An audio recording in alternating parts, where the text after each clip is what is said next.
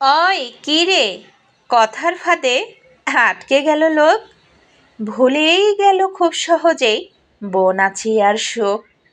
Issue পেলে আর কি লাগে, বুঝে না কেউ মন্দ, বিবেক নীতি খুইয়ে দিয়ে জাতি যেন অন্ধ।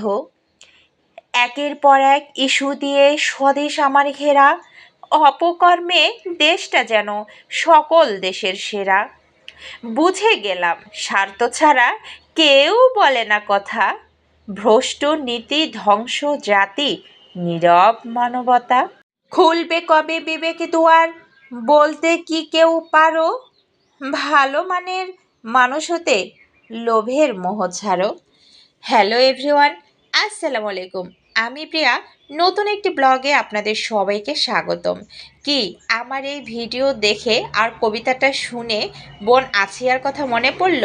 হ্যাঁ, এটাই বাংলাদেশ, আর এটাই বাংলাদেশের মানব জাতি।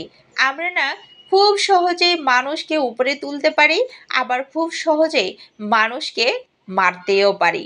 বোন আছিয়াকে আমরা সবাই ভুলে গেছি। ভাইরাল কিন্তু সবাই হয়।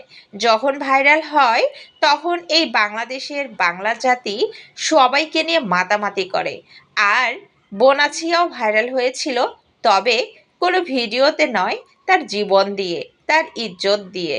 এই কবিতাটা শুনে আসলেই আসিয়ার কথা মনে পড়ে গেল। আমিও কিন্তু আসিয়াকে ভুলে গিয়েছিলাম, সত্যি কথা ভাই।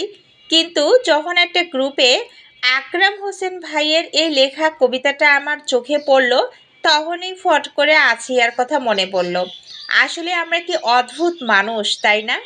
আমরা যখন এই তরমুজ বিক্রেতা ভাই ভাইরাল হয়েছিল তার কথার মধ্যে, তখনই কিন্তু আমরা আসিয়াকে ভুলে গিয়েছি খুব ইজিভাবে। যাই হোক, এটাই আসলে নিয়ম, এটাই বাস্তব। আমরা যে সমাজে বসবাস করতেছি, সমাজটাই এরকম, প্রকৃতির লীলা খেলাই এরকম।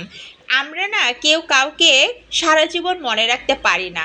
আমরা যদি আমার নিজেদের ফ্যামিলির কথাই বলি, যেমন আমি যদি আমার মা কিংবা বাবার কথাই বলি, তারা যদি কেউ মারা যায়, আমি কি সারা জীবন তাদের কথা মনে রেখে কষ্ট করে জীবনযাপন করব? কখনোই না। জীবন জীবনের গতিতেই চলতে থাকবে।